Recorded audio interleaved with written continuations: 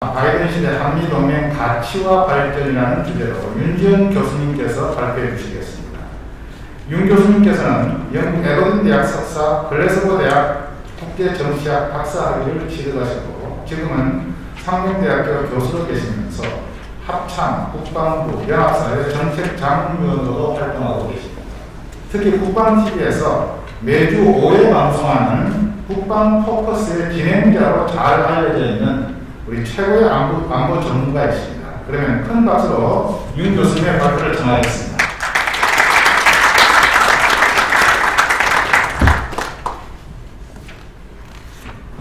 네, 방금 초대받은 윤지연 교수입니다. 글로벌 국방연구 포럼 세미나에 초대해 주시고 또 발표할 기회를 주셔서 회장님과 또 수석 부회장님 또 관계자 모든 분들께 감사드리겠습니다. 지금 제가 이제 시작부터 여기 앉아있는데요.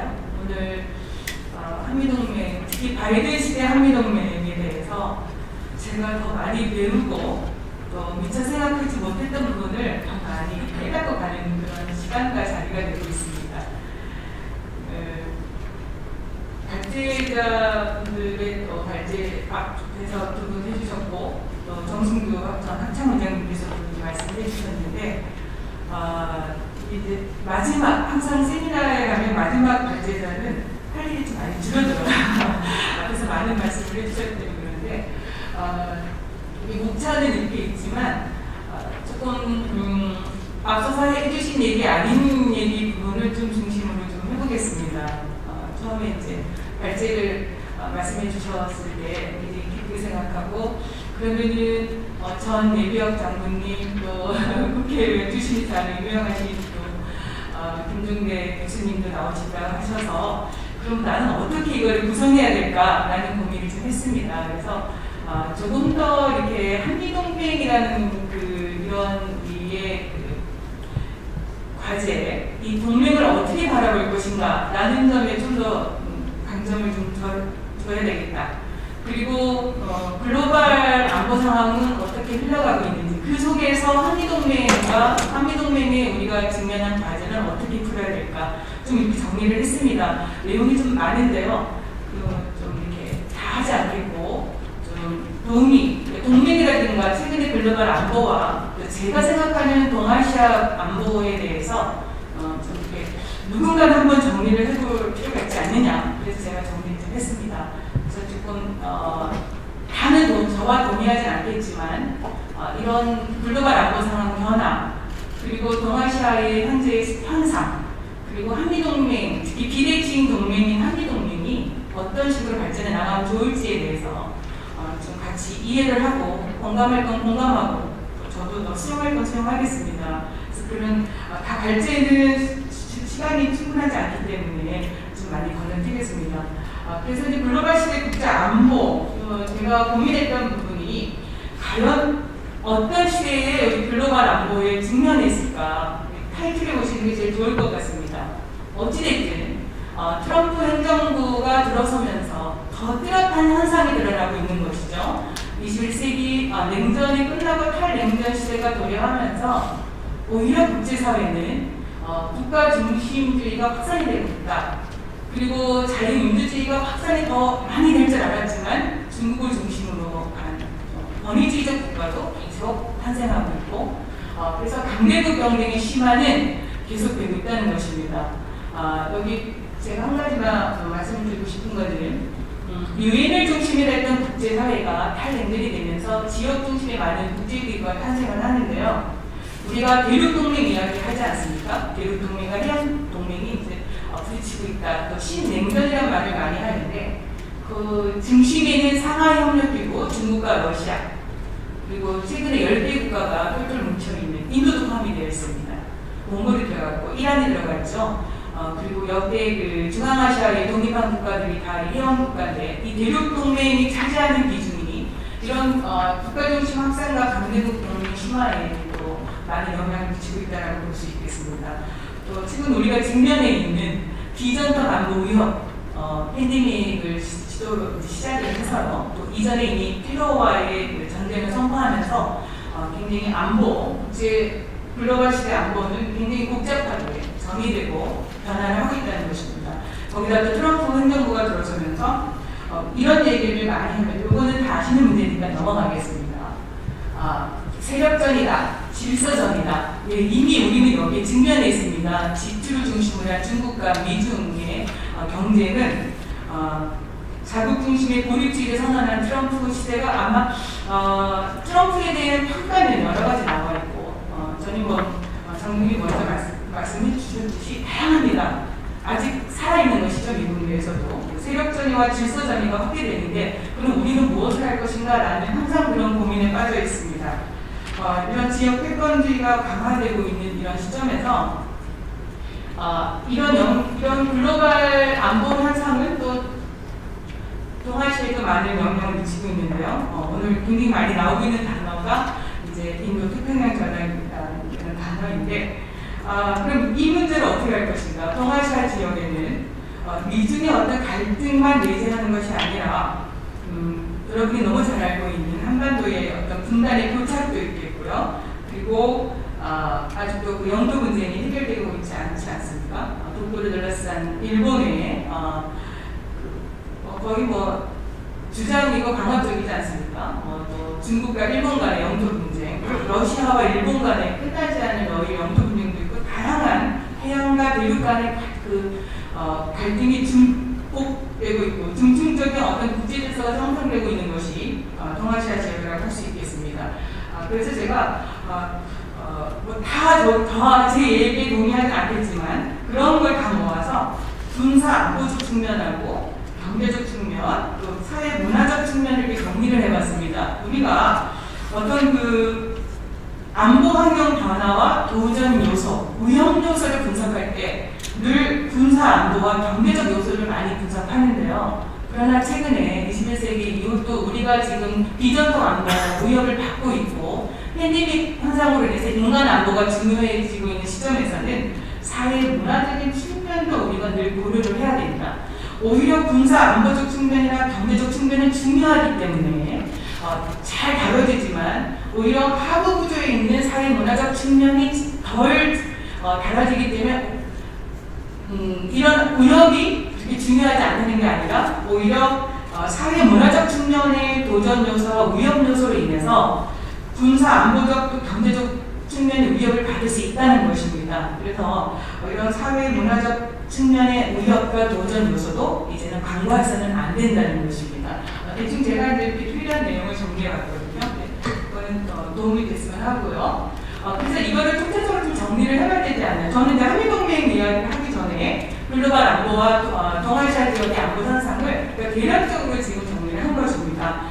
국가 안보 위협과 대응 방안이 여러 가지가 있는데 친구들이 가장 많이 쓰는 단어 중에 하나가 공동 안보, 다자주의, 그리고 협력 안보 어떻게 할 것이냐, 나토도 있고요. 또 제가 상하협력기구 잠깐 말씀드렸지만 중국과 러시아와 그 주변에 있는 국가들이 또 이렇게 공동과 협력 안보를 추구해 나가고 있습니다.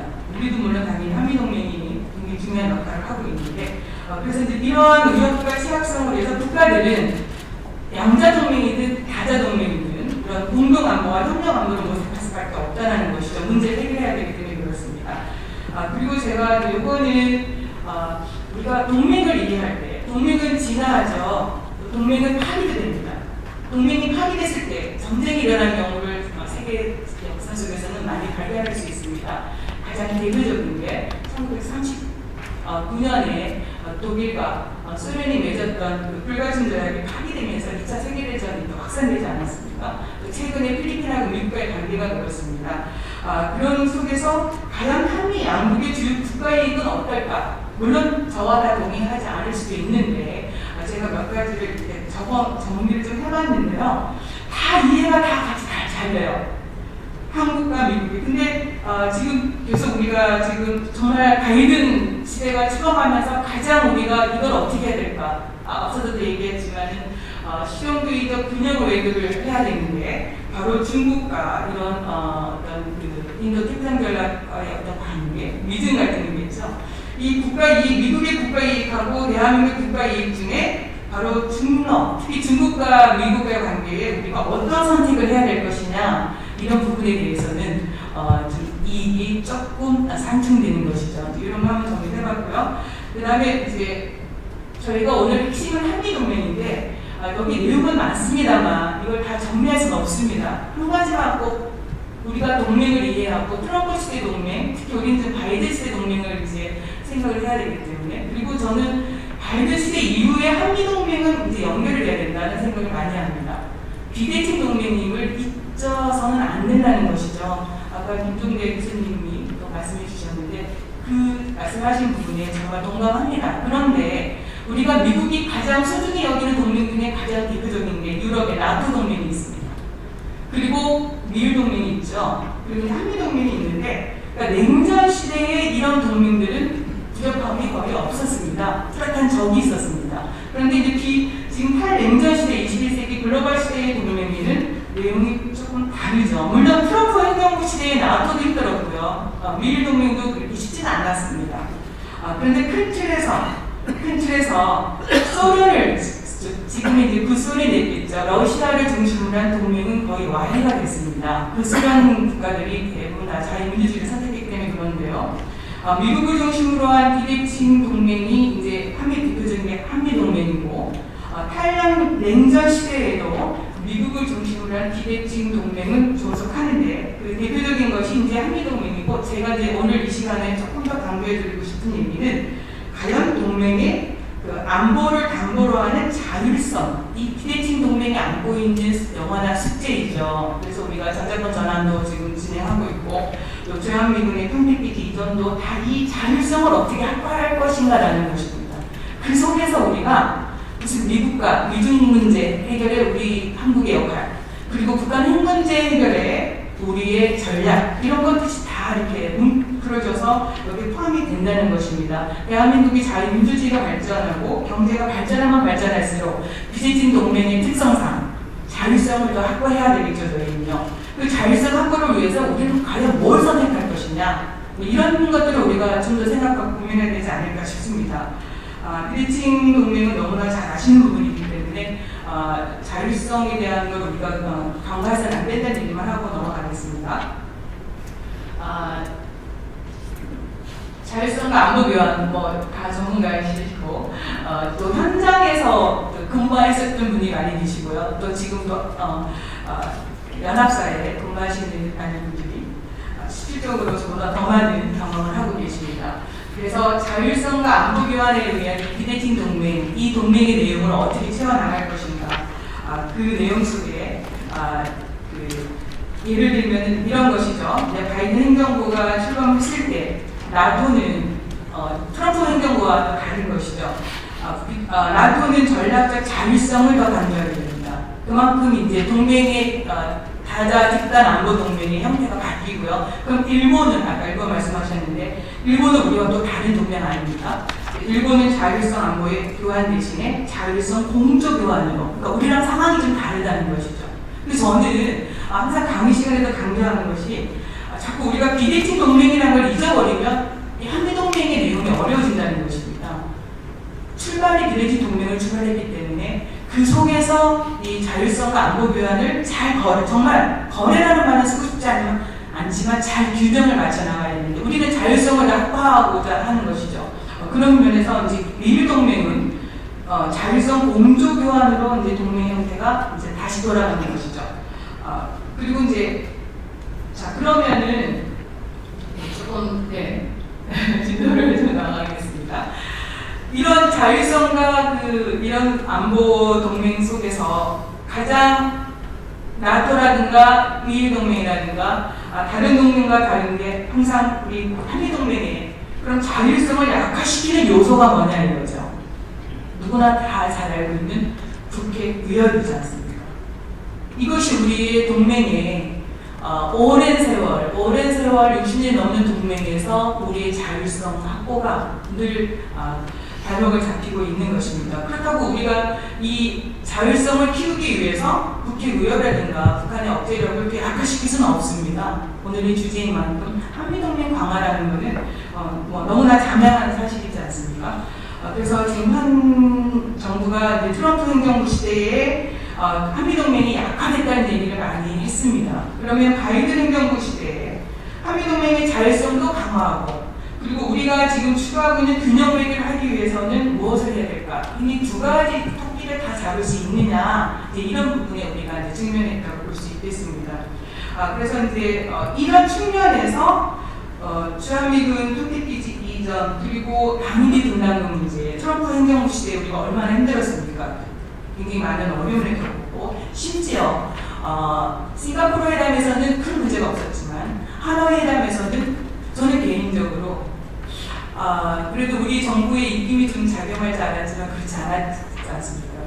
북미 간에 결렬이 돼버렸고 트럼프 행정부 시대에 과연 그 탑다운식 그 북핵 문제 해결에서 대한민국은 자율성조차도 없었다는 것이죠. 그냥 일방주의적인 그런 북미 정상회담에서 한국은 배제가 된 겁니다. 어떤 그런 측면에 이제 바이든 행정부는 또 그렇지 않다는 거 아니겠습니까? 그렇다고 해서 이 자율성 측면을 너무 강화하게 되면은 안보와 관련된 특히 북핵 위협이라든가 어떤 이런 외부적인 위협을 어떻게 할 것인가 같은 분들 고민이 되는 거죠. 그래서 항상 그 자율성 약화와 강화 측면에서 동맹을 어떻게 채워나갈 것인가를 좀 늘 고민했으면 좋겠습니다. 트럼프 행정부는 여러분이 너무 잘 아시니까 이거는 제가 지금 건너뛰겠습니다. 방위 분담금 문제도 제가 여기서 얘기 감상하지 않아도 되겠고요. 단 한 가지만 다 같이 이 시간을 통해서 한 번만 더 말씀드리고 싶은 거는 동맹 유지에 우리가 이제 동맹을 유지하는 여러 가지 방법이 있습니다. 여러 가지 방법이 있는데 여기 월치도 얘기했고 이제 월치에 이어서 이제 승환한 학자가 얘기했는데 가장 중요한 것이 동맹을 유지하는 핵심 요소 중에 개인이 있습니다. 정책 결정자가 있겠고 또 국가를 대표하는 국익이 있겠죠. 그리고 지금 우리가 계속 비전통한 무역을 받고 있다, 군사 무역을 받고 있다고 하는 어떤 국제 체제 흐름이 있습니다. 근데 트럼프 대통령은 대표적으로 많은 학자들도 분석을 했고 또 지적을 했듯이 이런 세 가지 핵심 요소 중에서 개인적인 요소가 굉장히 크게 작용을 한다는 것이죠.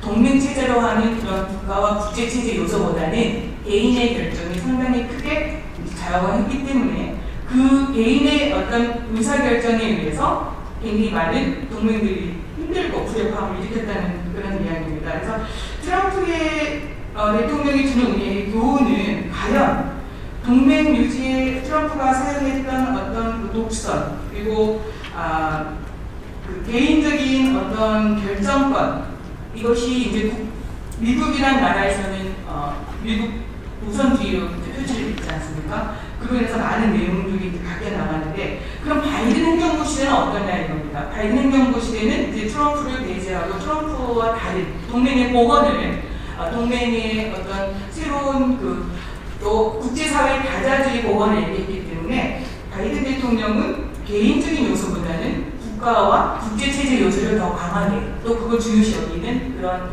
행정부라고 볼 수 있겠습니다.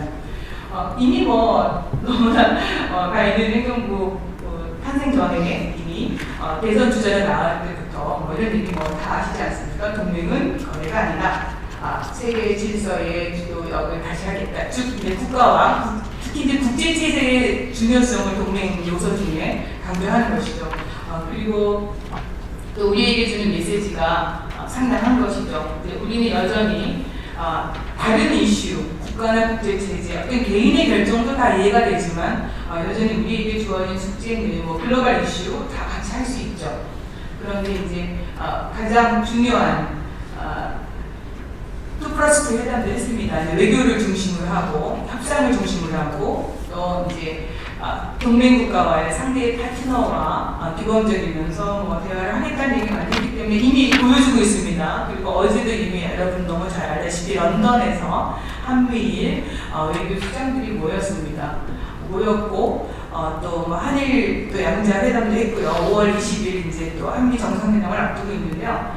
그럼에도 불구하고 지금 바로 우리에게 주어진 과제 중에 하나가 한국의 이 신남방 정책, 미국의 인도 태평양 전략이 얼마나 같은 이 국익을 같이 만들어 나갈 수 있냐, 공동 분모를 만들어 나갈 수 있느냐가 굉장히 중요하다고 볼 수 있겠습니다. 제가 조금 하나만 좀 말씀을 드리고 싶은 지금 미국의 인도 태평양 전략은 우리가 생각하는 것보다 아니면 제가 생각하는 것보다 바이든 행정부의 그 다자주의, 특히 동아시아 지역 뭐 군사 외교 다 포함이 되겠습니다. 굉장히 핵심 전략이라는 건데요.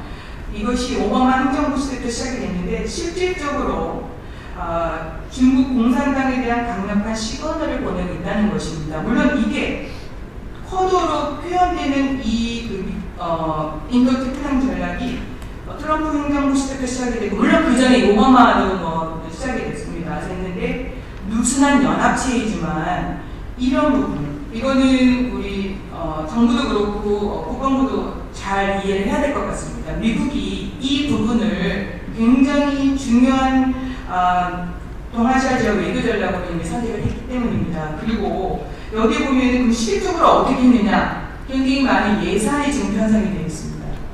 여기 보면은 2022년도 예산에 55억 달러를 사전 배정했다라고 나와 있습니다. 그러니까 우리가 전략적으로 또는 글로벌 국방 연구 포럼에서도 인도 태평양 전략에 대해서 어떤 대안이라든가 구체적인 어떤 그와 관련해서 좀 연구도 좀 더 해주시고요. 이것이 그냥 하나의 누순한 연합체다, 그냥 이렇게 인도와 호주와 일본 이렇게만 바라보지 마시고 실질적으로 미국이 구체적으로 이거를 확대시키고 영향력을 키우기 위해서 예산 편성을 탄탄히 하고 있다는 점을 우리는 간과해서는 안 되겠다는 얘기를 좀 말씀드리겠습니다. 그리고 이제 역시 제가 오늘 이 자리에서 조금 저와 같이 생각해 볼 문제는 다른 동맹이라든가 여러 현상 말씀해 주셨는데, 바로 우리가 관심을 가지는 것이 이제 새로운 전략, 대북 전략이겠죠. 이게 새로운 뉴 스트래티지 이미 발표가 되어 있습니다. 과연 무엇일까? 저는 여기 연합방위와 관련된 전자권 전환이라든가 주한미군 판객기지 얘기는 가급적 하지 않겠습니다. 지금 시간이 많이 지체가 됐는데요. 새로운 전략에 대해서 미국이 이미 여러 가지 채널을 통해서 발표를 했는데요. 저는 이렇게 생각합니다. 북한 문제를 접근하는 방식이 물론 트럼프 행정부 시대와 다르다는 건 이미 새로운 전략에서도 여러 차례 말을 했는데, 그러면 과연 우리의 한반도 평화 프로세스와 바이든 대통령이 같이 생각하는 또는 미국의 새로운 대북 정책이 얼마나 같이 가느냐, 즉 공동부문을 얼마나 만들어낼 수 있느냐는 겁니다. 물론 동맹국인 한국과 같이 하겠다고 했고 동맹의 복원을 얘기했고 동맹의 의견을 존중한다. 이미 2+2 회담도 했고요. 한미동맹을 좀 앞두고 있습니다. 그래서 어쨌든 일과 탈대할 방식은 안 하겠다고 하는데, 제가 이제 이 발표를 준비하면서 어제도 고민을 많이 했는데요. 과연 그러면은 지금 오바마 행정부 시대에 전략적 인내도 하지 않겠다고 하지 않았습니까? 근데 오바마 행정부 시대, 근데 지금은 바이든 행정부가 다른 점이 핵을 이미 가지고 있고, 이미 앞서서도 벌써 다 말씀해 주셨는데 북한의 핵 능력을 어떻게 감축시키냐 하는 것입니다. 그러니까 오바마 시대와 지금 바이든 행정부 시대는 너무 다른 북한의 핵 능력을 이제 감축시키는 그런 과제에 직면해 있다는 것이죠. 그리고 북미 협상에서도 우리가 결과적으로는 북미 간에 서로 신뢰를 하지 않았기 때문에 한화회담이 결렬이 됐습니다. 그리고 북한이 가장 기다리고 있는 것이 경제 제재, 즉 제재 완화. 그래서 바이든 행정부는 다자주의를 또 4자회담, 벌써 6자회담 나오고 있지 않습니까? 바로 북한이 원하는 그 상응 조치를 얼마나 좁혀나갈 수 있을까? 근데 중요한 거는 과연 북한이 그 비핵화 협상에 나올 수 있을 것이냐. 그럼 비핵화 협상에 나오기 위해서는 북한도 조건을 충족시켜줘야 되겠죠. 포괄적인 지금은 동결 이야기가 나오는데, 동결 이야기가 나오는 건 핵무기를 이미 소지하고 있고 핵 능력을 지금 고도화시키고 있기 때문에 동결 이야기가 맞다고 저는 생각합니다. 당연히. 그러면 그동안 개발한 북한이 핵무기를 정말 다 총량을 다 신고할 것이냐? 그러면 포괄적 신고를 했을 때 북한 핵 프로그램을 동결에 약속한다. 그럼 그에 상응하는 점진적으로 또는 단계적으로 북한이 원하는 그 대북 제재를 부분적으로 완화하고, 그러면은 가장 이 부분에서 제가 두 가지가 걸리는 게 있습니다. 그러면 우리가 동맹의 어떤 자율성 얘기를 했지만 과연 이미 싱가포르 회담에서도 북한이 미국이 제안했던 것이 한미연합훈련입니다. 이거 우리랑 상의하지 않고 트럼프 행정부에서는 개인의 결정이 중요했기 때문에, 그렇죠? 제가 아는 한 상의 안 했습니다. 한미연합훈련 뭐 중단, 축소 얘기를 했는데, 그럼 또다시 바이든 행정부 시대에 과연 실용주의적이고 외교적이고 뭐 다자주의 접근한다는데 분명히 북한이 한미연합훈련에 대해서 또 잠정 중단이라든가 축소 얘기가 나올 텐데 이 부분은 어떻게 할 것이냐. 그리고 바이든 행정부, 트럼프 행정부 시대에는 큰 문제가 안 돼 있던 북한의 인권 문제. 과연 우리 정부가 북한의 인권 문제를 계속 무시할 수 있느냐 이겁니다. 일단 그런 부분에 대해서 이게 동맹하고 맞물려 있고 지금 동북아의 미중 경쟁이 심화되는 이런 속에서도 다 같이 연루되어 있는 것이죠. 그래서 그렇다면 우리의 선택 여지가 또 좁아질 수밖에 없지 않느냐. 이런 거에 대해서 물론 그다음 정답은 없습니다. 그리고 과연 벌써 미국이 북한의 비핵화 협상에 대해서 북한이 이거를 수용할 것이냐. 네, 그래서 이 새로운 전략이라는 거에 대해서 모호성이나 포괄적이다 얘기 많이 했는데 저도 뭐 이 부분에 대해서는 지금 이 자리에서는 정확히 뭐라고 얘기할 수는 없고요. 제가 뭐 외교 안보 수장은 아닙니다. 그런데 그렇지만 바이든 행정부와 트럼프 행정부는 다르다는 점은 우리와 대화가 가능하다는 것이죠. 대화를 속에서 물론 지금 현 정부가 이제 1년치 안 남았는데 과연 새로운 행정부 4년을 시작하는 행정부하고 1년밖에 안 남은 우리 정부하고 이 부분을 과연 얼마나 이끌어낼 수 있을 것인가. 이 부분에 대해서는 아무 누구도 이 자리에서도 답변하기는 어려울 겁니다. 그래서 그런 부분에 대해서 우리 글로벌 국방연구 포럼에서도 좀 더 구체적이고 좀 아이디어도 좀 내주시고요. 그렇게 했을 때 포럼이 더 많이 왕성하게 또 성장하지 않을까 싶습니다. 지금 시간이 많이 된 것 같아서요. 제가 마지막 마무리만 하겠습니다. 지금 이제 에브람 사령관이 이제 미국으로 돌아가게 되는데요. 그분의 이름을 우병수라고 동아일보를 기사를 읽었는데 문자는 그 평택 우씨가 있나봐요. 제가 평택대학에 오래 있다가 이제 상명대학을 갔는데 한 10년간 주한미군 장병들 한 적응 프로그램을 운영하다가 이제 서울에 왔습니다. 근데 우병수 그래서 왜 이런 이름을 했을까 해서 보니까 아무래도 이제 우리가 바이든 행정부 시대 탄생과 더불어 에브람스가 그동안 이제 한미동맹에 기여하는 거를 이제 높이 칭송하고 또 앞으로 미국에 가서도 한반도의 이런 어떤 그 평화 프로세스에 기여를 좀 해주면 좋겠다 그래서 우병수 뭐 이렇게 이름을 줬다고 합니다. 그만큼 이렇게 우리 국민이 바라보는 한미동맹에 대한 어떤 기대치 또 가치 상당히 높다 그런 생각을 다시 해보면서요. 그럼에도 불구하고 우리는 지금 한미동맹 과제와 발전은 그래도 좀 가끔씩 이렇게 정리 좀 해고 가야 되지 않느냐. 그래서 제가 이렇게 4가지로 정리를 했습니다. 우리의 딜레마이기도 하고 이 4가지가 또는 이보다 더 많을 수도 있겠지만 계속해서 이렇게 선순환 구도로 가는데 국가는 한미동맹 당연히 유지해야 되겠고요. 또 그렇게 유지되고 있습니다. 또 북한 비핵화 당연히 해야 되겠죠. 우리의 그 안보 동맹의 자율성을 가장 약화시키는 요소 중에 하나고 또 한반도 평화체제 하나의 그 북한의 비핵화를 이끌어내기 위한 어떤 그런 방식이지 않습니까? 근데 거기에 또 바이든 행정부와 트럼프 행정부 오지 않게 미주 갈등 이건 아마 더 심화되지 줄어들지 않을 겁니다. 더구나 추방과 동시에 쿼드라는 어떤 연합체를 탄생시키면서 이렇게 등장했기 때문에 그렇습니다. 이 4가지 요소가 저나 여러분이 항상 고민하고 동맹을 바라보는 그런 시각에 많은 영향을 미칠 겁니다. 저는 뭐 이렇게 오늘 이 시간에 하나도 해답을 드리지는 않았습니다만 제가 발제를 준비하면서 우리가 이런 걸 좀 서로 고민하고 생각해보는 이런 시간도 중요하지 않을까 해서 제가 정리를 했습니다. 마지막으로요, 제가 여기 이제 보면은 요 말씀만 하고 정리하겠습니다. 여기 앞부분에 보면은 한반도 평화체제 구축과 통일지대 확산에 당연히 한미동맹이 중요한 역할을 했고요. 또 한국과 북이 번영, 한미동맹이 결정적인 기여를 했습니다. 자, 그런데 1990년 10월 3일 동북아 서독이 통일을 했고요. 저 통일할 때 제가 영국에서 유학을 하고 있었거든요. 근데 굉장히 부러운 눈빛으로 동북아 서독의 통일을 바라봤는데 그렇습니다. 지금 우리가 동맹 얘기도 많이 하고 한미연합방이 어떻게 유지할 것이냐 저작권 전환 많은 게 있는데 어쨌든 우리는 많은 걸 시작을 했습니다. 6.25 전쟁 이후에 만들어낸 한미동맹 정말 경제 발전했고요. 자유민주주의에 엄청 많은 성장을 했고 앞서서도 정순도 의장님도 말씀해 주셨는데 이렇게 단단한 동맹을 중심으로 해서 이제 북한의 비핵화라는 새로운 과제에 직면해 있는데 제 얘기는 뭐냐면은 뭐든지 시작을 해서 하나하나 매듭을 만들어 가야 된다. 그렇지 않고는 동독과 서독이 어느 날 갑자기 통일하는 게 아니지 않습니까?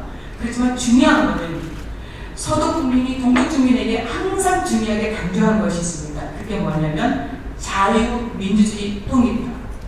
그리고 그 뒤에는 영국, 프랑스, 미국 이런 나라들이 그 통일을 지원해주고 지지해준 것이죠. 그래서 우리도 이제 트럼프 시대가 끝났고 물론 다시 트럼프의 원흉이 나타날 수도 있지만 어쨌든 바이든 행정부 시대에는 다른 시각으로 동맹을 바라보고 있기 때문에 이 바이든 시대 행정부 때 우리가 다시 한번 동맹을 다잡고 또 북한의 비핵화 협상에 한국이 배제되는 것이 아니라 한국과 대화를 하고 또 한미 연합훈련을 축소할 때 우리가 배제되는 것이 아니라 우리가 그 속에 같이 논의할 수 있는 정말 전략적 협력 파트너로서 우리가 같이 있다는 거 이것이 또 새롭게 전환돼야 된다. 그리고 이거는 우리 지금 문재인 정부가 끝나고 새로운 정부가 탄생을 해도 같이 갈 수밖에 없고 같이 가야 된다는 것입니다. 그래서 하나하나 만들어 갔을 때 또 우리가 동맹의 새로운 모습을 그 자율성 강화하면서 북한의 핵 문제를 함께 해결해 나갈 수 있는 그런 모멘텀을 만들어가지 않을까 싶습니다.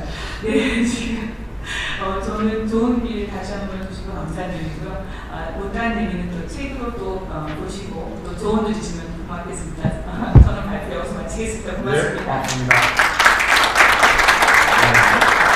한미동맹 자율성과 안보를 교환한 비대칭 동맹으로 정의를 하시고 트럼프 시대와 바이든 시대를 잘 비교 분석하셔서 이 대안을 제시했다고 생각합니다. 수고해 주신 윤 교수님께 다시 한번 큰 박수